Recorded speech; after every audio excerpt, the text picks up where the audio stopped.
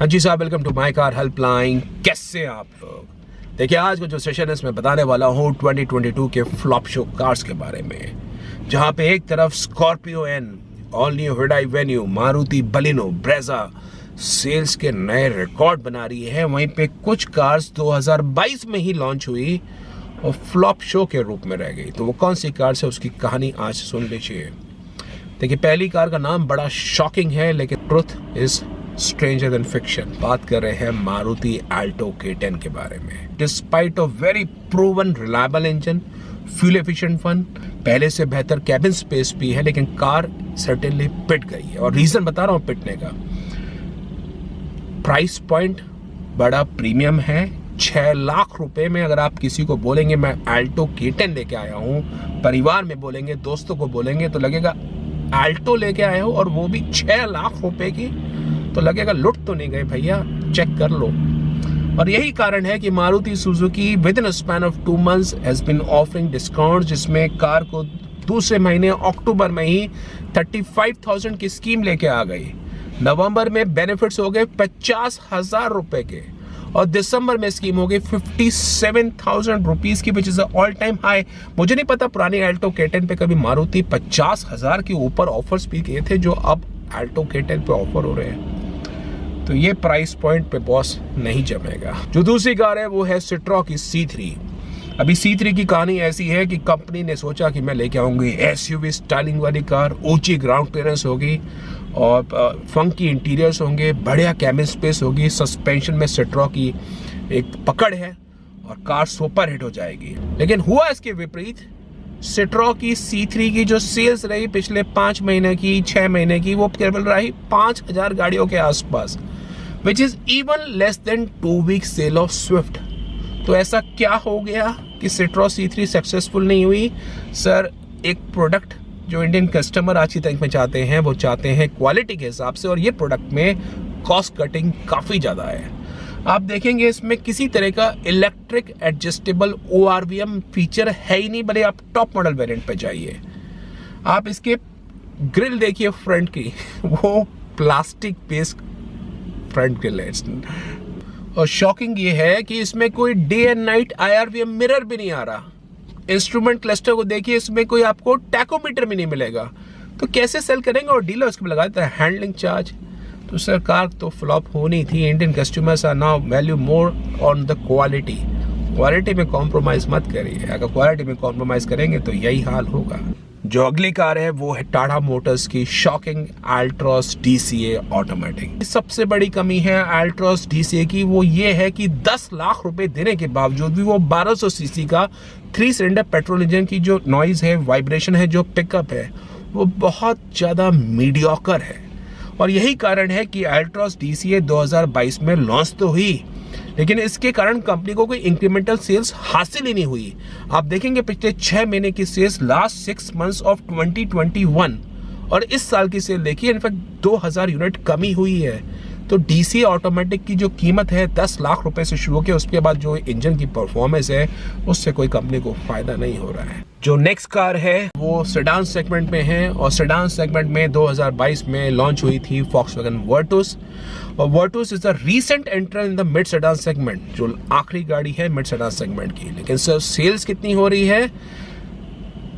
Virtus की sales lowest है mid sedan segment में। होंडा सिटी के नीचे है, सलाविया के नीचे है, और वर्ना से कम है, सियाज से कम है। तो कुछ बात है, कुछ मार्केटिंग के हिसाब से है, और जो भी है, despite of the last entrant in the mid sedan segment, Virtus की sale is just 1500 units a month, despite of being a 5-star rated car. जो अगली कार है साहब, वो आप SUV लवर्स को चुभेगी बात, लेकिन जीप की मेरिडियन, मैं बता रहा हूँ आपको, जीप इंडिया का क्या हाल हो गया है, समझ नहीं आ रहा उनकी स्ट्रैटेजी क्या है। पहले सोचा था उन्होंने कि भाई अक्टूबर में कीमत बढ़ाएंगे या सितंबर में, I think September, they have increased the prices twice in the last 4 months of compass.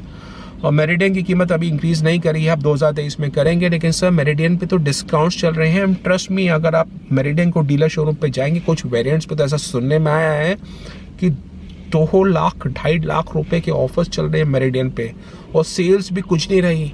Jeep की कंबाइंड सेल्स कंपास की और मेरिडियन की was in triple digits only in last November 2022 और उसी कीमत के आसपास अगर आप बोलें Citroën की C5 Aircross अभी लॉन्च हुई है 2022 में, भाई 40 लाख रुपए की ऑन रोड कीमत पड़ रही है, लेकिन वो कार भी नहीं चली डिस्पाइट ऑफ बहुत बड़े सस्पेंशन, क्योंकि कार में रेयर सीट में स्पेस लेगरूम भी बड़ा मीडियोकर है।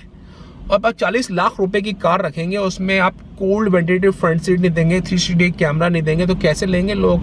आजकल तो लोग अडास की बात करने लगे हैं। 15 लाख की कार में मुझे अडास चाहिए, तो सर वो 40 लाख की कार में वेंटिलेटेड फ्लीट ना हो, 360 कैमरा ना हो, तो कैसे लेंगे? Toyota high rider.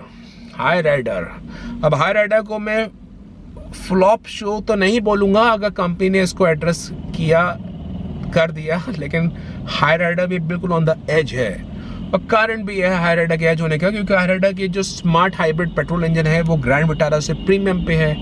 High rider का जो बेस वेरिएंट्स है वो अवेलेबल नहीं है मार्केट के अंदर, उसके ऊपर वाले वेरिएंट्स अवेलेबल है, तो लेकिन वो ग्रैंड विटारा से प्रीमियम पे हैं। और आप बोलेंगे स्ट्रॉन्ग हाइब्रिड ले लें, तो सर स्ट्रॉन्ग हाइब्रिड में लीविंग असाइड जो उनका बेस मॉडल है एस, उसके ऊपर के जो वेरिएंट्स है उसकी कीमत 20 लाख रुपए के आसपास पहुंच जाती है वी की। तो कैसे ले लें 20 लाख रुपए में? इनफैक्ट हाई राइडर की जो सेल्स है आप देखेंगे, इसकी सेल्स पिछले 3 महीने की is less than the 3 week sales of Hyundai Creta, तो बिल्कुल ऑन द एज चल रही है। आई वुड नॉट से कि Hyryder is a flop show, लेकिन अगर कंपनी ने एड्रेस नहीं किया 2023 में तो ये फ्लॉप शो बन सकती है। जो अगली कार है साहब, आप विश्वास मानिए, मारुति सुजुकी एस्प्रेसो का अपडेट आया है 2022 में, और मारुति ने इस कार के अंदर इलेक्ट्रॉनिक स्टेबिलिटी प्रोग्राम भी ऑफर किया है इसकी एमटी वेरिएंट्स में, लेकिन एस्प्रेसो पे हो क्या गया है 65,000 के डिस्काउंट्स पेट्रोल के मैनुअल ट्रांसमिशन पे, 75,000 के डिस्काउंट सीएनजी वेरिएंट पे, और सेल्स देखिए 2800 गाड़ियां सितंबर में, 4500 गाड़ियां अक्टूबर में, 3700 कार्स इन नवंबर, 11,000 के आसपास गाड़ियां बिकी हैं in the most promising segment.